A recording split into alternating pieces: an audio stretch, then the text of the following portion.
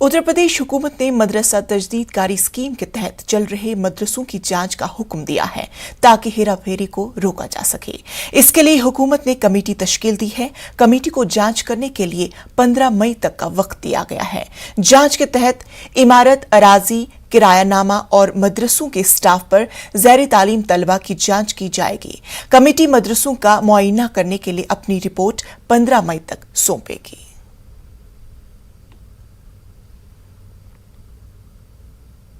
अलवर में इन्हदामी कार्रवाई के खिलाफ बीजेपी और हिंदू तंजीमों ने एक आक्रोश रैली निकाली है। रैली में रियासत भर के साधु सन्नतों ने भी शिरकत की।